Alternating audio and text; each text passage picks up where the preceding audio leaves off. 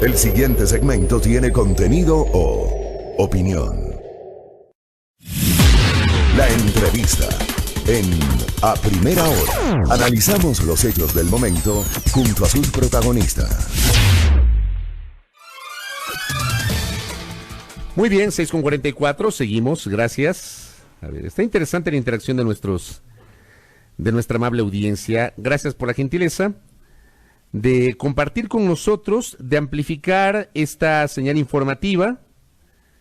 Gracias a Tere Menéndez, que también ya nos está escuchando. Querida Tere, muchas gracias por la gentileza, por acompañarnos y por compartir este espacio de noticias. Esa inquietud que acabo de formular la dejo ahí en el ambiente, respecto a que 3 años después yo sí creo que es un tiempo suficiente para que el país reciba mayores certezas sobre una investigación que es probablemente la más emblemática de los últimos tiempos. Pero queda ahí, para el debate público. Hablemos de un tema muy polémico, quiero alertar a nuestra audiencia, tema muy polémico generado en estas horas. A mí al menos sí me parece polémico y estoy seguro que a mi invitado también le va a parecer polémico porque él ha generado alertas igualmente a través de sus aportes en los diferentes canales de difusión, fundamentalmente redes sociales.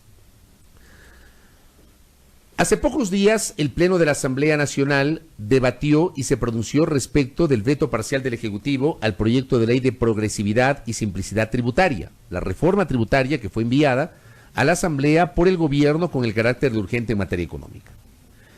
El veto parcial del Ejecutivo estuvo compuesto por 13 observaciones del señor Presidente de la República. Ese veto fue conocido por la Comisión Legislativa de Régimen Económico, que presentó un informe no vinculante al Pleno de la Asamblea Nacional, y el Pleno de la Asamblea debía pronunciarse sobre las 13 objeciones presentadas por el señor Presidente de la República. Según se conoce, el Pleno de la Asamblea se pronunció sobre 12 de las 13 objeciones. Hay una relacionada sobre un tema de dividendos de las empresas, sobre la cual se sometió a votación el insístase, es decir, la Asamblea pretendía ratificar el texto que originalmente aprobó en la reforma tributaria y que fue objetado por el señor Presidente de la República.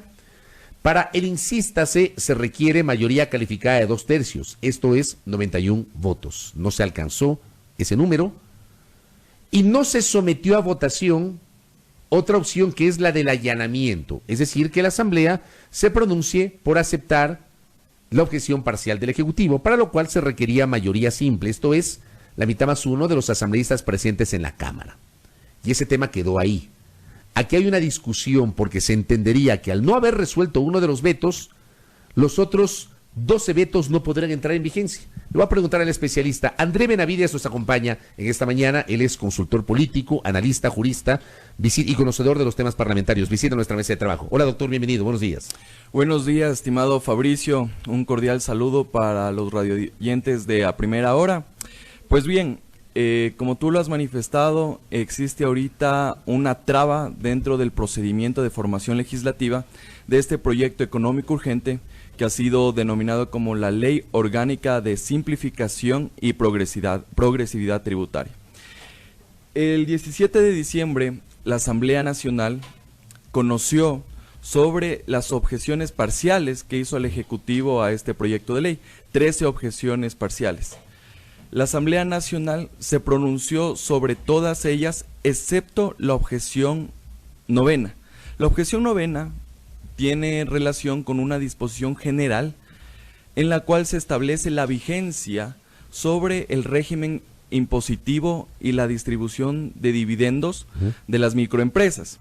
Ahora bien, ¿qué es lo que nos dice esta disposición general quinta? Nos dice que este régimen impositivo de las microempresas y la distribución de dividendos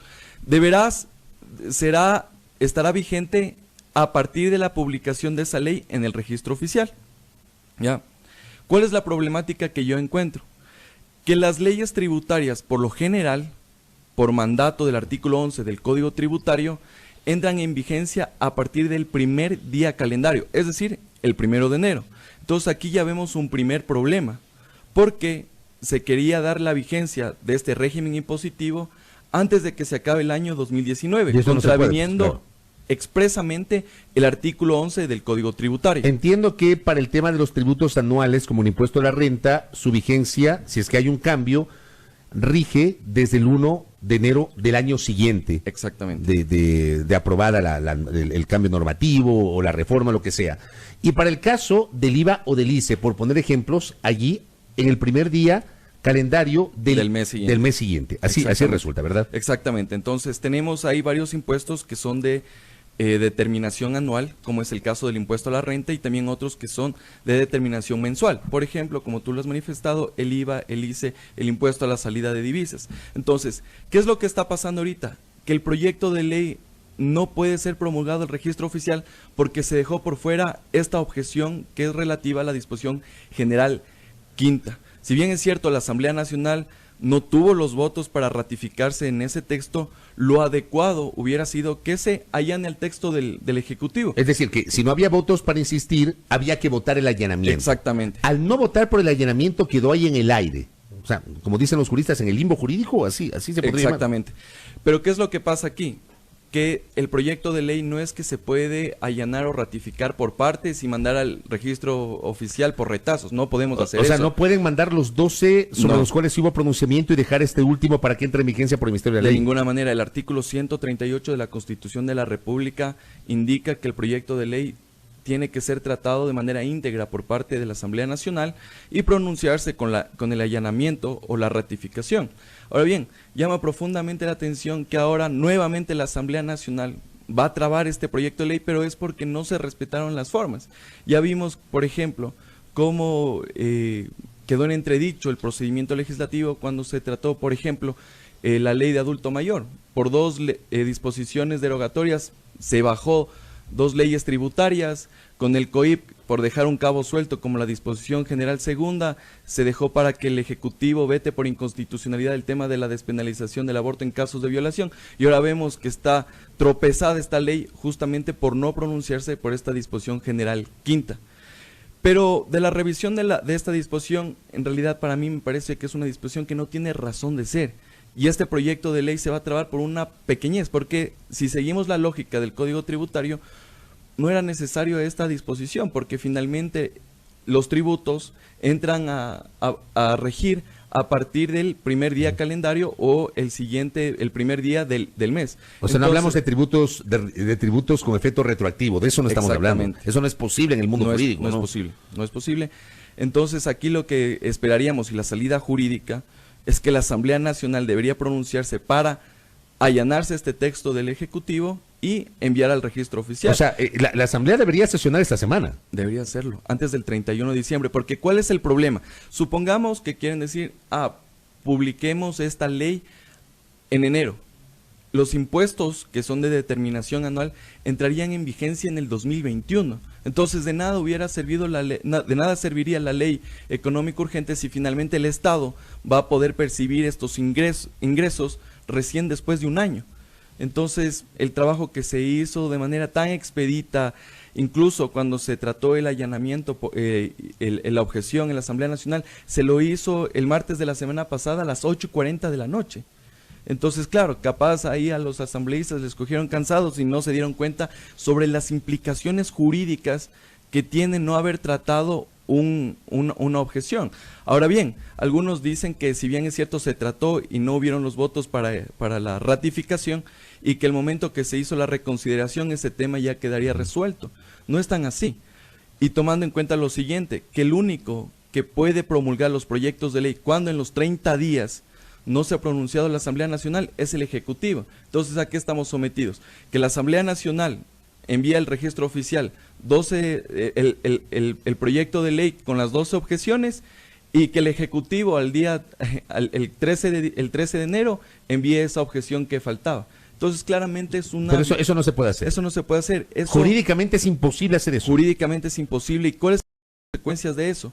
Que se demande la inconstitucionalidad formal de este proyecto de ley. Oiga, pero se da cuenta la gravedad de lo que está diciéndonos. O sea, es súper grave lo que está diciendo, porque si no se puede hacer, mandar, es decir, que entre en vigencia el veto por parte, si no se puede hacer eso, y si no hay convocatoria esta semana a sesión de la Asamblea, cosa que no ha ocurrido y creo que no va a ocurrir, implicaría que habría que esperar hasta el 13 de enero para que vence el plazo y el 14 de enero pueda ser publicada en el registro oficial la reforma. Claro, pero hay que tomar en cuenta lo siguiente, siguiendo lo que dice el artículo 138 de la Constitución de la República, el único que puede promulgar y publicar en el registro oficial cuando han pasado estos 30 días es el presidente de la República, no la Asamblea Nacional. Mucho cuidado, se vaya a enviar el proyecto de ley con esa disposición general quinta que no ha sido conocida por la Asamblea, más bien ha sido conocida pero no ha habido un pronunciamiento sobre esa disposición, ya sea allanándose o ratificándose. Entonces, claro, la salida jurídica, como le he comentado, es que la Asamblea Nacional tiene que pronunciarse y evitar una inconstitucionalidad por la forma. Como le he manifestado, esa disposición general quinta para mí no tiene razón de ser. Se equivocó la Asamblea Nacional, se equivocó el Ejecutivo, porque se debía seguir la lógica del artículo 11 del Código Tributario respecto a la vigencia de los tributos, pero lamentablemente por este error que es pequeño, se va a trabar esta ley que es bastante importante para el país, tomando en cuenta que es uno de los requisitos para que el Fondo Monetario Internacional haga los desembolsos correspondientes dentro de este acuerdo que tiene el Estado con esta entidad internacional. Si la ley tributaria, como usted alerta y como usted señala, vamos a suponer el escenario de que no va a haber convocatoria esta semana a pleno de la Asamblea Nacional para subsanar este hecho. El 31 de diciembre o hasta el 31 de diciembre, por eso no se genera la publicación en el registro oficial. Esperamos que se agote el plazo al 13 de enero. Al 14 de enero, el Ejecutivo remite al registro oficial el texto, advirtiendo que la Asamblea no se pronunció, es decir, entraría en vigencia el texto, la objeción parcial del Ejecutivo por el Ministerio de la Ley. ¿Qué pasaría con aquellos cambios tributarios que tienen vigencia anual? ¿Qué pasaría con esos? Porque me quedaría claro que los del ICE entrarían en vigencia a partir del 1 de febrero. Exacto. Me quedaría claro. Del IVA no hubo ningún cambio, pero en el caso del ICE sí. Pero ¿qué pasaría con aquellos asociados con el impuesto a la renta? Ejemplo, la eliminación del anticipo del impuesto a la renta.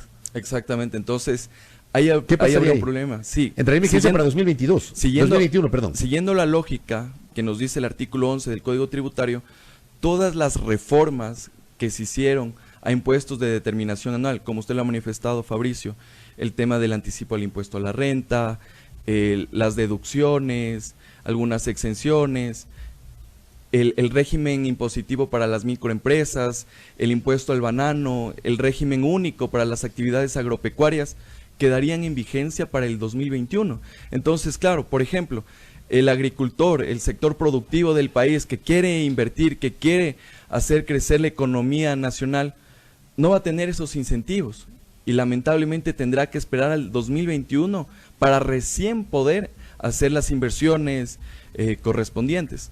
Entonces, lamentablemente nos encontramos en un cuello de botella que tendría que ser resuelto por la Asamblea Nacional, y lo único que genera es incertidumbre e inseguridad jurídica, principalmente para las personas que tributan su impuesto a la renta, las empresas que quieren producir en el país, y eso evidentemente incluso podría ser una alerta para el Fondo Monetario Internacional.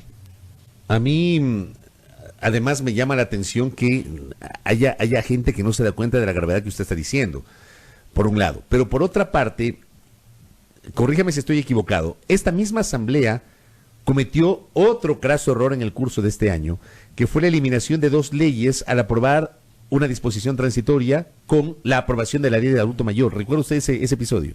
Claro, justamente en la ley de adulto mayor se estableció una derogatoria a 2 leyes importantes, y eso evidentemente dejó que el Estado no tenga los recursos, no genere la recaudación para alimentar las arcas fiscales, porque la Asamblea Nacional lastimosamente no derogó partes de ciertas leyes, sino que se derogó leyes totales.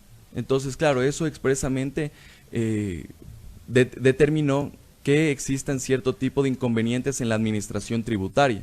Y justamente en este proyecto de ley se han hecho 2 leyes interpretativas, que desde mi punto de vista no está bien, sino lo que se debía hacer es una ley reformatoria para devolverle a la vida jurídica a estas 2 leyes que fueron derogadas por error de la Asamblea Nacional. Entonces, esperemos que se tomen los correctivos necesarios y que se respete el procedimiento de formación legislativa, el procedimiento parlamentario que está previsto en la Constitución y la ley, para que esta ley a futuro no pueda tener vicios de inconstitucionalidad.